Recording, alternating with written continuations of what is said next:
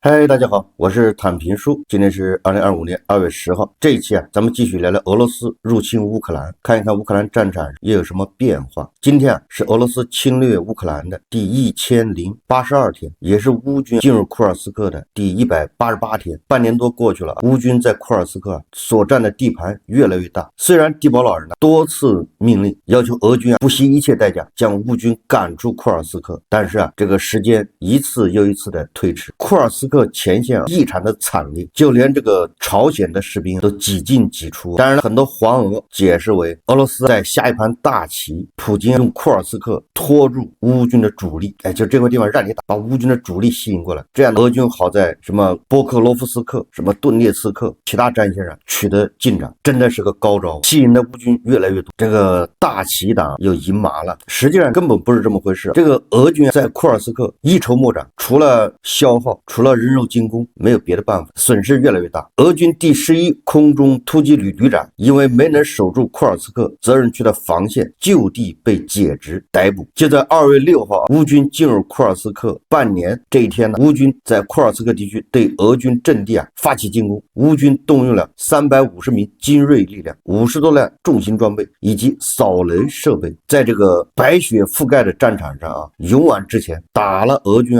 一个措手不及。从俄罗斯知名博主绘制的战争地图来看，乌军向俄军第11空突旅责任区快速突进了5公里不止。这个是美国战争研究所也说了，打进去这么多纵深，对乌军来说那是战果斐然，但是对俄军11旅来说，那这个就是一种失职，是一种耻辱。从这个第11空中突击旅旅长被捋这个细节来说，估计俄军11旅的人员和装备损失不小，一定是重创。而这个车臣的阿赫迈特部队阿劳蒂诺夫，他们始终保持高度警惕，绝不让乌军得手。他一发现乌军有异动，车臣的抖音部队人家立马跑了。等到乌军扑到后方的时候，这个车臣的抖音部队一看，虚惊一场，然后他们又陆续回到阵地，坚称乌军是绕过去的，不是直接跨过去。所以说俄军第11空突旅那叫打死战、打呆战，他就没有这个车臣的抖音部队灵活机动，不跟敌军的主力决战，玩起了游击战，敌追我跑，敌驻我扰，退我追。虽然乌军现在还没退，所以他还没有机会追。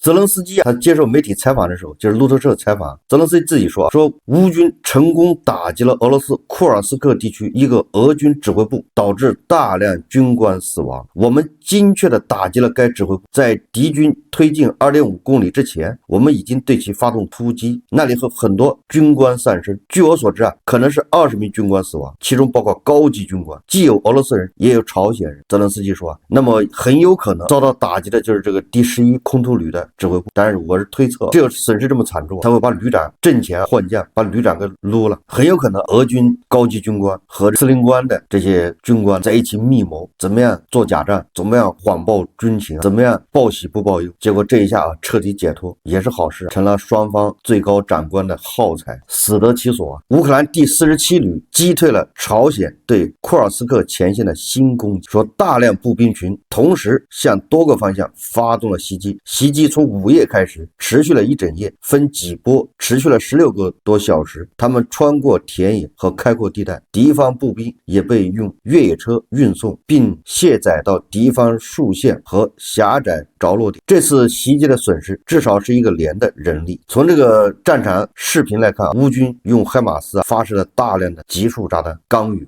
都很有可能。那个视频看着相当惨，人在这个现代化战争之下真是太渺小，随时都有可能嘎了。实际上在战场上俄乌双方到底打得怎么样，大家自己在网上看一看就自有判断。有人老是埋怨说挺乌的博主只说乌克兰好，报喜不报忧，有人说挺俄的俄粉挺俄的博主，那就是天天说俄军取得了怎么样的进展，打到红中村，打到什么顿涅茨克什么村庄又被他占一下，哪个城市又占一下。我一直说这些都是细枝末节找占一个地方，这都是战术上的，并不是战略。聊战术，我想这大部分人都不专业，你不管那是干什么。大国已经有40年没打过仗了，我不相信还有个实战家，他从哪儿冒出来的？战术这玩意儿是专业的，你都没去战场打过，你那还不是纸上谈兵，有什么意义呢？就是聊战术这个东西，只有在前线的人才在关心战术，因为你关心战术才能保自己不死。战术涉及到更专业的东西，实践实操。但是我说呢，为什么说虽然大家不懂战术，一样可以判断俄乌战场上对谁有利？其实你这种看看这个咱们央视这些著名的军事评论家，特别是那些男女什么大校、战校，只要他们不天天高喊俄罗斯胜了，因为乌克兰打得还行。有一句话说得好，战略上要重视敌人，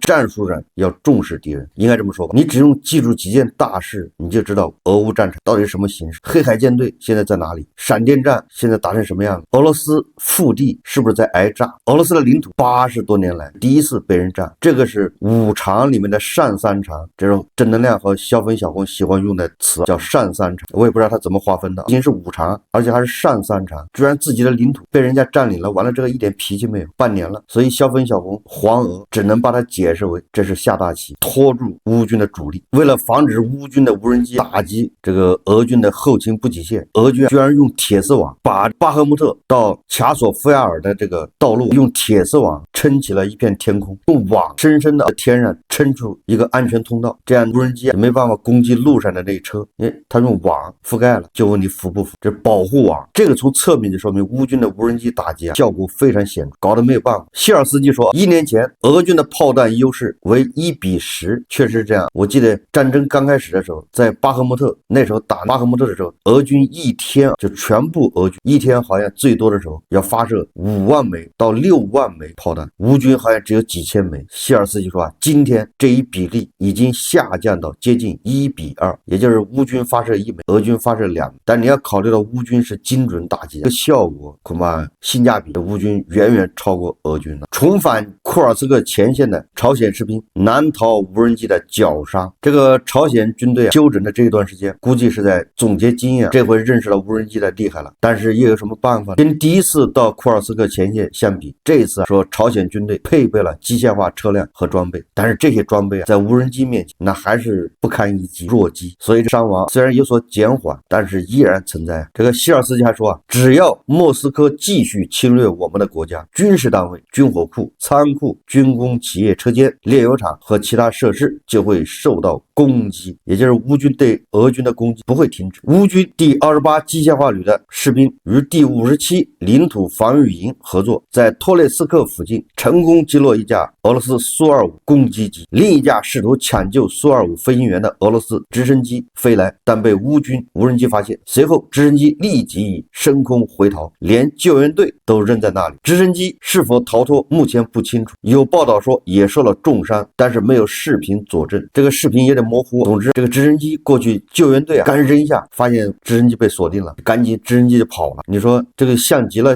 小散户炒股，为了救援那些被套的资金，七大姑八大姨借钱去补仓，补仓就是救援，结果一补仓又被套住。这个28机械化旅士兵他们是伏击，他在那儿引诱乌军的苏25攻击机过来，或者在他的飞行路线上，他知道这个苏25攻击机要轰炸哪个地方的阵地，在他俯冲的时候那些乌军士兵就扛着肩扛式那种防空武器就在那儿伏击，对吧？在俄乌战场上，乌军多次用这种方法把俄军的这种战斗机给打下来。最主要的原因是什么？俄军缺少那种精确制导炸弹，他这个苏25恐怕也只能扔那种铁炸弹，只能俯冲扔炸弹，他没有办法远40公里之外扔炸弹，他做不到，所以这对攻击机的风险就大大的增加了。泽伦斯基说普京没有停火的意思，他还要把更多的国家拖下水，比如说朝鲜。大家看泽伦斯基的视频。Зараз ми знаємо, наша розвідка нам доповідає, що росіяни створюють нові дивізії, нові військові виробництва розвивають. Вони зараз збільшують свою армію ще на більш ніж 100 тисяч солдатів. То, очевидно, буде і надалі розширюватись їхня співпраця з Північною Кореєю. На жаль, сучасні технології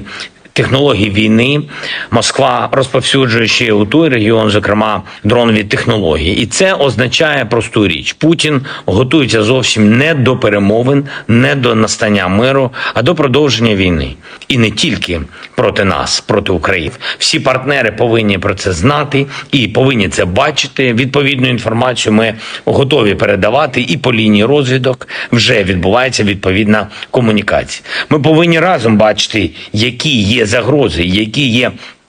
наші інструменти протидії. Потрібне чітке розуміння тут, в Європі, кожній країні доведеться зміцнювати оборону. І ціль у 5% ВВП на оборону не зникне з порядку денного. 确实啊，这个地保老人为了把自己从这个泥潭里面脱离出来，他不惜拉很多国家去垫背，这个朝鲜就是其中之一，还有伊朗，还有什么抵抗之叙利亚。现在看这些垫背的这些国家或者组织已经深陷泥潭，但是仍然没能拯救地保老人，也没能对俄乌局势产生什么重大影响。其实朝鲜跟俄罗斯绑一块，无非也就是本来是一个人挨揍，现在是2个人扛而已，改变不了战场的态势。在那个集束炸弹之前，在那个无人机面前，你练过油锤灌顶、胸口碎大石和没练过没啥区别啊，都一样，都是耗材。只有朝鲜援助的那些什么鼓山大炮、什么炮弹、什么火箭弹，还有导弹，不炸死俄罗斯人就不错了，能够顺利的飞出阵地，他们就鼓掌了。因为那个电视画面，它只转播那一小段，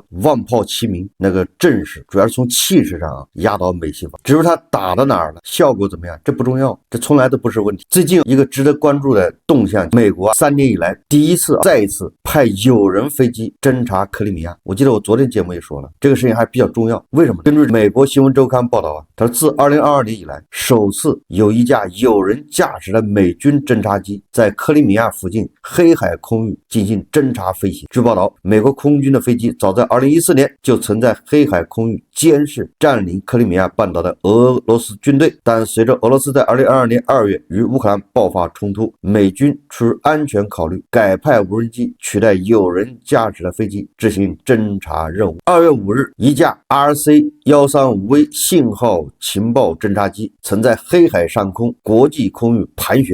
旋区域位于塞瓦斯托波尔俄罗斯海军基地西南约160公里处。这次侦察行动持续约4个小时。据分析，这可能预示着美国新任总统特朗普领导下的五角大楼将采取更大胆的新战略。这是2022年2月22日以来美国空军的 RC-135首次在黑海上空飞行。自俄乌战争爆发以来，他们一直回避该地区。那为什么特朗普一上台之后又派有人侦察机跑到这个塞瓦斯托波尔去侦察呢？恐怕就跟未来的谈判恐怕有点关系。所以这里面我们来聊一聊这个和谈。最近网上有传言，包括凤凰网有记者都在传这样的一个俄乌停火方案，而且这个方案将在本周慕尼黑安全会议公布。美国向泽连斯基和乌克兰极限施压，乌克兰为国体安全或被迫大幅让步。美国总统乌克兰事务特使凯洛格将在慕尼黑安全会议期间公布俄乌停火解决方案，这也是特朗普新政府上任后首次对外公布美方的俄乌停火具体方案。说据美国、英国《每日邮报》透露，说特朗普乌克兰和平计划内容包括特朗普2月份与泽连斯基和普京对话，并争取俄乌领导人之间通话。2月底3月初，俄乌双方领导人将进行面对面会晤，特朗普亲自出席参与，共同敲定停战协议的主要条款。4月20日复活节或者是5月9日，俄罗斯卫国战争胜利日之前实现停火。乌克兰暂时接受俄罗斯对乌境内所占领土的管控，乌军从俄境内库尔斯克撤军。乌克兰不加入北约，但可在2030年前加入欧盟。非军事区由英国等欧洲国家军队维持安全，美国方面不参与，向乌克兰提供安全保障，确保俄方无法再次发动攻击。欧盟未来10年出资4860亿美元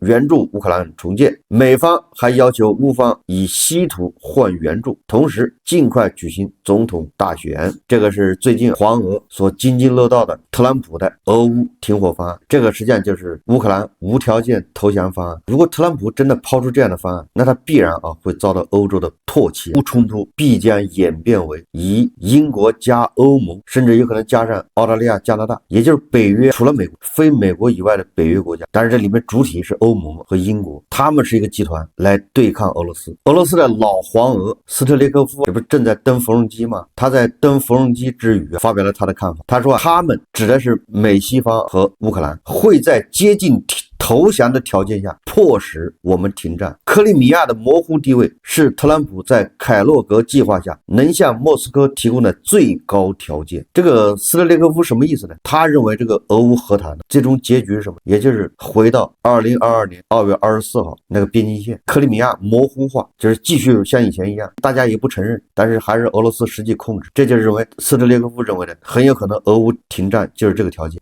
当然从他的角度来说，那这就是俄罗斯无条件投降。这就是我刚才说的美国为什么派无人机、派有人驾驶的侦察机跑到克里米亚上空塞瓦斯托波尔那去侦察，恐怕跟这个停火协议有关系。我认为特朗普如果能够抛出一个方案，就是大家别打了，先回到2022年2月24号俄乌战争爆发之前的那个状态，先停下来，到那儿后面什么重建、什么赔偿、什么抓人，这些就往后放一放。你乌克兰也不要加入北约，你加入欧盟，由英国加欧盟的联队和军队来保护停火线的安全。乌克兰拿稀土跟特朗普做交易，美国去开发乌克兰的稀土，他负责保护乌克兰，形成一个军事协议。特朗普他不做亏本的买卖，我觉得这种方案有可能既不得罪欧洲，也不得罪乌克兰，而且他也说得过去。大家回到3年前，至于克里米亚，那咱先别提了，你毕竟是10年前你被人搞走了。就我认为特朗普要出这个方案，我认为是一个比较折中的方案，但是啊，迪波老人是接受不了的。这个对俄罗斯人来说那就是投降，因为乌东4个州他都已经写进俄罗斯宪法了，害死迪波老人不是别的，而是他的这种贪欲贪婪。当然了，博主承认也是路径依赖，因为这几百年来他就是这么干的，把人家领土一占完了之后，让人搞所谓的公投，先独立，然后再加入俄罗斯，几百年来就这么干，这叫路径依赖。这回手被夹住了，钩子勾住了，想吞不下去，想吐又吐不出来。俄罗斯人这回做梦都没想到，有一天会被自己亲手写进宪法的乌东4个州给捆住了手脚。闪电战那个豪赌，本来以为那速战速决，结果啊成了普京的宪法绞索，把乌东4个州写进宪法，原本是想展示大地的威严，结果却成了大地脖子上的绞索，成了大地的歪脖子树。撤军那就相当于大地你违反宪法，你是怎么向俄罗斯人交代？那可是宪法，还不是闹着玩的。你虽然改来改去的，但这回真不好改。你不撤吧，特朗普也帮不了他，对吧？俄罗斯国内他已经撑不下去了，这个欧洲人家已经下定决心，这个柏林宣言，对吧？是去年年底发布的，在没有美国的帮助下，人家依然要支持乌克兰到底。什么意思啊？即便乌军在前线扛不住，人家边打边撤，他只要能消耗，只要不投降，一直坚持，每多耗一天，这俄罗斯他就失血就多一点。何况前线乌军想取得突破，俄军啊，这双方想取得突破都不容易，终究是一场消耗战。根据纽约邮报报道啊，说当地时间2月7号，特朗普在空军1号上接受采访时表示，他已经与俄罗斯总统普京通了电话，试图通过谈判结束俄乌冲突。当被问及两国领导人交谈过多少次时，特朗普说啊，我还是不说为好。但他认为普京确实在意战场上的杀戮，普京希望看到人们不再死亡，所有这些死者年轻美丽的人，他们就像你的孩子一样，有200万人，而且毫无理由的死去。这个是鳄鱼的眼泪，这个是黄鼠狼给鸡拜年，不安好心。普京一面说这些年轻人，这些美丽的人无辜的死去，我难受，我心善，我看不惯的。但是这个战争谁发动的？你看不惯，你撤军不就完了吗？你只要撤到2022年2月24号边界，这事就没了。这就是鳄鱼的眼泪。这英国的前首相约翰逊他就把普京比喻作鳄鱼，你跟普京谈判就是在跟鳄鱼谈判。特朗普还表示自己有一个结束俄乌冲突的具体计划，我希望它快点结束，每天都有人死去，乌克兰的战争太惨烈了，我想结束这场该死的战争。说万斯下周将在德国慕尼黑安全会议上与泽伦斯基会面。特朗普表示他希望与泽伦斯基达成一项价值5亿美元的协议，以获取乌克兰的稀土矿物和天然气，以换取任何潜在和平解决方案中的安全保障。针对特朗普与普京是否通话，克里姆林宫发言人佩斯科夫对记者表示